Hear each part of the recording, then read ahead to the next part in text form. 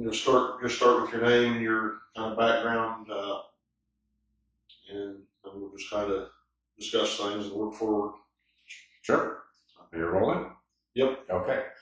I'm John Hartfield. I was born and raised in Utica until I was about 19 when I moved to LA to get into the film and TV business. And I was there for many years. And then I sort of relocated back to Utica in the last 5 years, bringing my business back with me. So I do corporate videos, commercials, TV and film stuff. And yeah, so back and forth, I guess. So, what's your earliest memories of town here? Oh gosh. Well, I remember Miller Park. And there were only two ball fields and not all the fences. And because we lived up above Miller Park on New Street, so we would meander down there and swings and the basketball courts, and we'd walk up and down the railroad tracks. And then we'd go over to the cemetery and spook each other. And I do remember John Stone's father, Sonny, worked for the state, and he would get these big inner tubes from the snowplows. So in the summer times, we'd blow them up and float down the creek to the other end of town. And Rod Early, who works for the city, he was one of our group, and we put a cooler in the middle, like 4 or 5 of us, and we would float all the way down there. And then we'd roll it up the bank. We were all muddy and wet and dirty, and we would get up to the street and we'd say, "Hey, what town is this?" Like we didn't know where we were. People were like, "Oh, this is Utica." Oh, okay. Then we'd roll it back up Main Street and do it again. And that was back in the day when we'd be gone all day during the summer, from the house, and you weren't abducted or anything.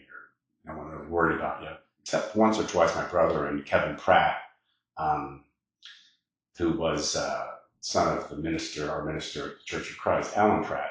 They disappeared, but here they were under a culvert down there off of Central Avenue. Some kid was bullying them, so they were hiding in the culvert. But I think the whole town came out and was looking for them.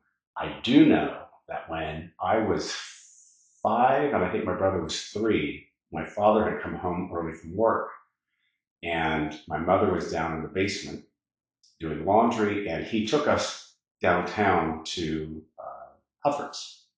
She didn't know he had come home and that he had taken us. So she came up, panicked, called the police, and we'd come back and there's the cop cars, there's the ambulance, there's 50 people all on the street looking for us. So that was not. Any stories about your school days? Yeah, I mean, I went to, when I was in, kindergarten through 6th grade, it was over there off of Mill Street. So we had the elementary, where now the memorial field is, with the memorial park. And then the old high school was then the middle school. So I remember my grandparents would come and get us once mom went to work at the high school, my dad worked. So my grandparents would come up and take us to school, they'd drop us off. And I remember that recess time, you have the K through 3, and I think they had the same recess, or maybe it was separate. And then the 4th, 5th, and 6th graders would come out, and so there was all this back and forth, and siblings and things. And, we had fun. There were people that got into trouble. There was one girl I remember. She always had a fit on the playground, and she was throwing rocks at everybody. And she was always in the principal's office. We had a good time. We had some fun teachers, and it's much easier because there were no phones, there were no distractions, and we got to just play and be kids. So you remember any stories about Blizzard '78? Oh yeah, I was out in it.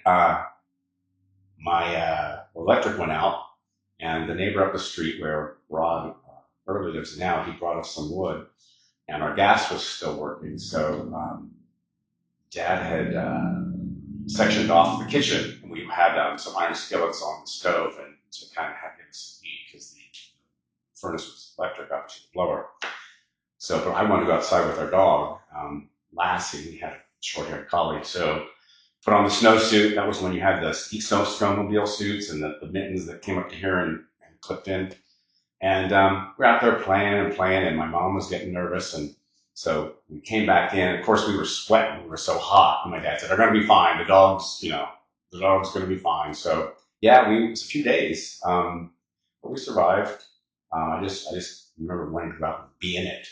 And we did here and there, but, it wasn't terribly cold. We weren't like starving or anything. We had food. And I remember we put my mom and dad put the food out in a cooler out in the snowbank right outside the door. Because the kitchen was getting a little warm and obviously the electric was off, so the refrigerator wasn't staying cold. So anyway, it was fun. Yeah. I loved the winters because we were up on the hill and we would plow out the driveway. It was asphalt, so that's where all the kids worked. There was a snow day, or if it was a big snow, they'd all be at our house, and we'd go down the drive on the sleds. I don't know how we didn't kill ourselves, but we didn't.